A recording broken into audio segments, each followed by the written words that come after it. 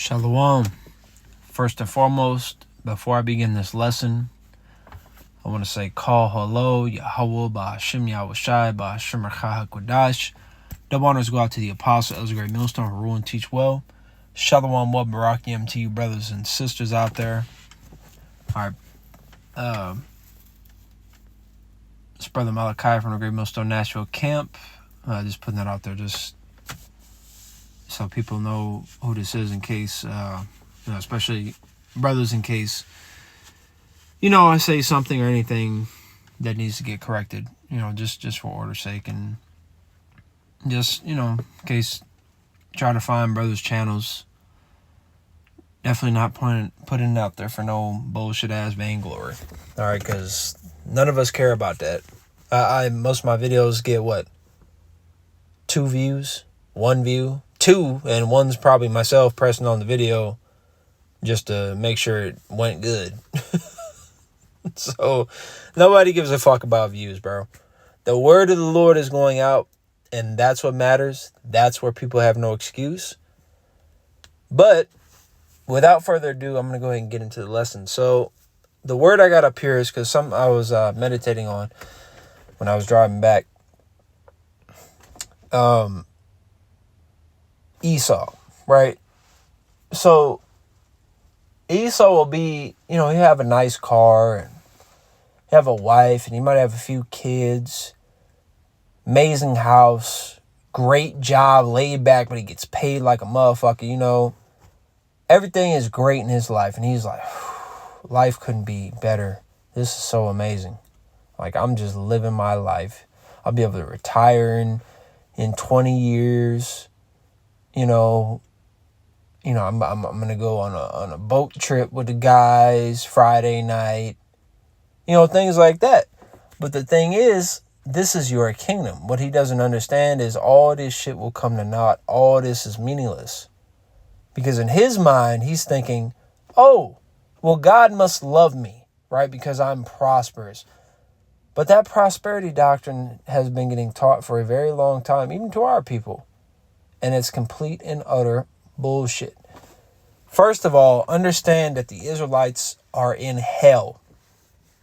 Hell meaning a low condition or a low state. Even Jakes that got money, they're still low. Right? We're still all losing. We still all have the curses in a bag with holes. Satan fuck. When it's all these manner of things, Jake is in hell. And prosperity does not mean that God loves you. Because Satan offered Yahushua, I believe it was in Matthew the 4th chapter. Let me go ahead and get that. Yep. It's got to be it. It's when Yahushua was fasting.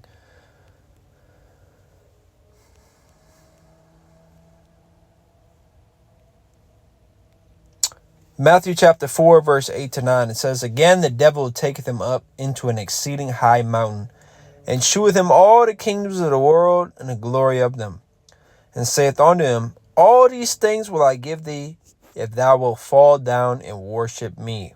So, clearly, Satan has dominion over the earth. And we can see that, especially today, through his physical counterpart, who is the wicked, right? Esau, Edom, a.k.a. the so-called white man. Excuse me. So I like it for that. So, but what the reason why I brought this out is because it shows that Satan has the ability to bless people. So you thinking, because I got this great corporate job and I got this amazing car and a sexy wife and I got these beautiful children that are growing up to be musicians and artists, maybe painting or athletes or whatever the fuck. You think, oh yeah, I'm living the life. I'm in the game. No, you're not in the game. You are the game. You're being played like a motherfucker, man. Satan is blessing you, right? Supposing that gain is godliness. Let me get that. Sometimes, because I'm definitely a big quoter, like in terms of quoting scriptures, but sometimes even if you quote the scripture and not even quote it really, but say it verbatim, it's still better to actually go ahead and just grab it. Why not? 1 Timothy chapter 6, verse 6, but godliness with contentment is great. That actually wasn't what I wanted to get. But that is actually the spirit, because this is the mindset that we should be in. Because it says 1 Timothy 6 and 6, but godliness with contentment is great gain. For we brought nothing into this world, and it is certain we can carry nothing out. Let's go and get that word for content. Well, actually, matter of fact, it's going to really explain it. Verse 8, and having food and raiment, let us be therewith content. That's that daily bread, right? G 7:14 was archeo. Says to be possessed of an unfailing strength, to be strong, to suffice, to be enough. So that's exactly the state that we're supposed to be in. People want this extravagant lifestyle, which we all do. Right? We all want a big family and a good house and land, and to just have the easy life, the chill life, the fucking young Trump life, right? Where you got a small loan of $1 million. We all want that. But right now, in this wicked, evil world that is not made for us and that will destroy us if we allow it to, which Yahweh forbid we do, we need to just be focused on serving Yahweh by Shema Shai, participating in the ministry. Our reward will come later in the continuing city, right? In that straight, we're walking down the straight gate, STRAIT. So we're going to have trials and we're going to have difficulties. Okay? That's what we're dealing with here. And it is what it is. Just be patient. Oh, we just got to be patient, man. We're almost there. Yahweh forbid that this conflict, as they call it, but it's like the Apostle been saying, it's a war. This is literally what a war is. If it happens to die down, Yahweh forbid, because oh my God, we want to get the fuck out of here. Yesterday, right? You can only imagine the apostles, the elder bishops, of Connecticut. All the eldest brothers, bro, we want to get the fuck out of here. But if that's what it is, and that's what it is. But we know we're close. There ain't gonna be no fucking 10 years. Okay? Yahweh forbid. They ain't no fucking 10 years, man. We're going to get out of here. But we have to be patient, and we have to, like it says, be strong, to suffice, to be enough. We just have to be grateful, express gratitude of what we have. Because I be catching myself worrying too much and trying to, bro, all of this shit is vanity, man. Don't be in the spirit of fuck it, but at the same time, build for what? You know what I'm saying? Try to work on your credit. Get some money in that savings if you can, but build for what, bro? What the fuck are we waiting for here? There ain't shit gonna happen here. This shit is dead as fuck. And you notice that even, and especially in the truth, that current is strong. You're swimming against the current. It's even harder, right? Because in the world, it might have been a little difficult here and there because Jake's under the curses, but for the most part, it was damn near like a lazy river. Once Jake decided to stop fighting back against the current, he just flow with it. He might try to swim back a little bit, like, wait, I want this. Oh, no, you can't get that because you're an Israelite, right? You're cursed. Okay, well, but you're still able to go. You're just still going with the current. When you come into truth, you're fighting against the fucking current. Like, what do they call it in the ocean? Not a rift. There's another word for it, but if you go a little deeper in the ocean, it can sweep you away like a mile out. And people usually fight against it. And it kills them, man. Because they drown, because they run out of energy. What you're supposed to do is swim straight to the side. And then swim forward once you get out of that. That's just a scary situation. And that just shows we need the Lord. Which Yahweh forbid that happens to any brother or sister out there. But you get the point that I'm making. In this truth, you're fighting even more against the current. Like the current wants to fucking drown you. Okay? It wants to take your soul. Esau, Edom. Satan, Esau, Edom himself, fucking devil. And then you got the spiritual demon, Satan. He want to sift you like wheat. the Lord, he's putting us through the curse for our judgment, but also chastisement, make us better. All these things are against us, though. Not the Lord. The Lord ain't against us, but I'm saying you got Satan, you got Esau, you got the curse, you got all these things. All these things are against us. The whole world, it's Israel versus the world. I'm talking about the real Israel, man. Because like it says in Romans 9, they are not all Israel which are of Israel. I think verse 6. First of all, you got tares, but I'm not saying that's the breakdown. I'm saying you have tares, and then a lot of people don't consider Israelite foreigners Israelites. No, they're Israelites too.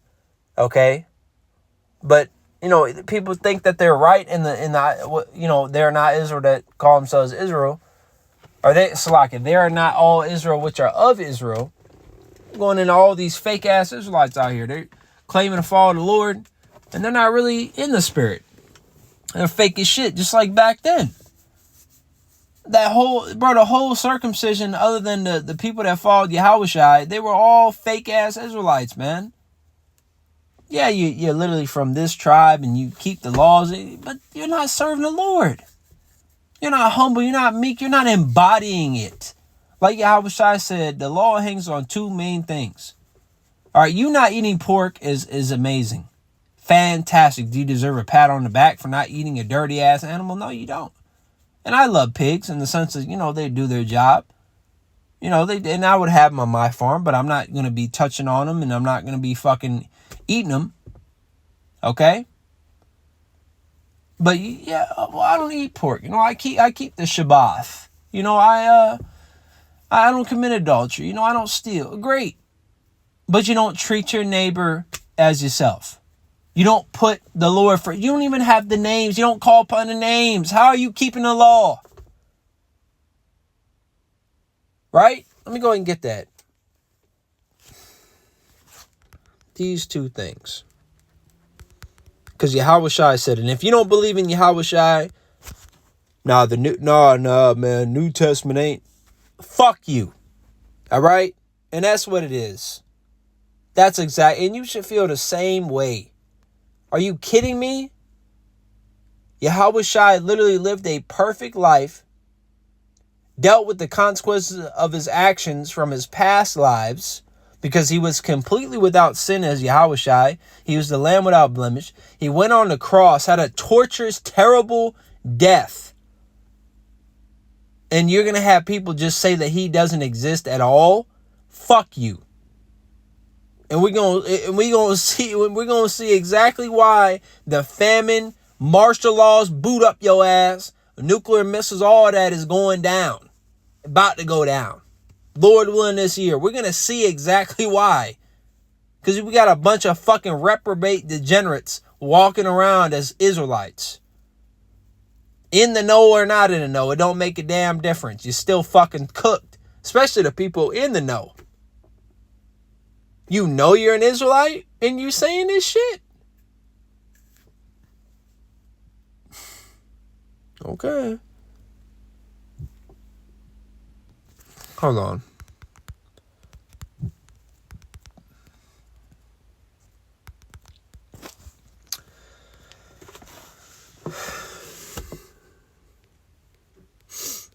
This is Matthew 22 and 37. Yahushua said unto him, Thou shalt love the Lord thy God, Yahweh thy God, with all thy heart and with all thy soul and with all thy mind. And then you see in the New Testament, this is all the New Testament. You see in the NLT, it says capital Lord. This Yahushua, the Son of God, he's obviously talking about who's above him. The only one that's above him, the Most High, right? Yahweh. Thou shalt love Yahweh thy God. Thy God. Not everybody's God. With all thy heart and with all thy soul and with all thy mind, which all of them things really go together. All right. Really heart and mind is together. Lab. And soul is, I believe, Napash. If I'm not mistaken. Hold on. Let me do this. Matthew 22, 37. Oh, shit. Okay. Not even going to question that. Soul. Soul is racha. Wait, so what is napash? I'm trying to think. Napash is a great word, though. I just don't remember what exactly it means. I'll probably figure that out after the lesson, and I'll put it in the description box if I find out how to write this out, because I might forget. I'm going to be completely honest. Okay, soul. No, soul is napash. Spirit is rakah, so it's the same thing. Right? Napash is soul, rakah is spirit. So both, it's the same. Soul, spirit, same thing. Okay? So, back to this, with all thy heart and mind, that's lab. Same thing. Your heart and your mind, same thing, because your actual heart muscle don't, it's vital, but it doesn't deal with thoughts. It's the same thing. Heart and mind is the same thing, really. Which in this verse, Yahweh Shai is basically saying with all thy heart, like being genuine, all thy soul. Really, it's all going to the same thing. Your mind need to be on the right path. You need to be tapping into the spirit. And your heart needs to be in the right place. When somebody says you got a lot of heart, like you have a lot of passion for it. You see? Basically, what Yahweh Shai is saying, you need to be dedicated to the Most High. To Yahweh. And him too. And he's a humble guy. So he said it like that. But we know that the Most High gave him authority over all these things. That's why we say Yahweh Bahashem Yahweh Shai. People say, no, you shouldn't worship Yahweh Shai. Excuse me? Where does it say that in the Bible? People try to pull a verse. See, he said worship the Most High. You worship both. We understand that the Most High Yahweh is above Yahweh Shai, but we still worship both of them. Are you serious? So we say Yahweh Bahashem Yahweh Shai. Yahweh in the name of Yahweh Shai. The Most High Yahweh is the director. He gets all the credit. At the end of the day, this is all him. But the main character in the movie is Yahweh Shai. And that shows right there that Israelites are not meant to be selfish. The Most High is making a whole movie. All this is about his son. He comes in a volume of the book. It's written to him. That doesn't show selflessness. But Jake want to be selfish, make it all about them. The Most High didn't make it all about him. Come on, man. Right? Verse 38. This is the first and great commandment. And the second is like unto it. Thou shalt love thy neighbor as thyself. On these two commandments hang all the law and the prophets. Because when you look at all the other laws that we have, they go into these two things. Right? You're going to take the Most High's word as law, and it's stamped and it's decrees, what he wants me to do, what he doesn't want me to do. And then love your neighbors yourself. Treat others. Where do you think they get that from? Treat others. That golden rule. Treat others how you want to be treated. Right? Same thing, man. All right, so Lord, when this lesson was edifying, before I close, I'm going to give all praises to Yahweh, Ba'ashem Yahweh Shai, Ba'ashem B'chai HaKudash. The honors go out to the Apostle Ezra Millstone. Shalom.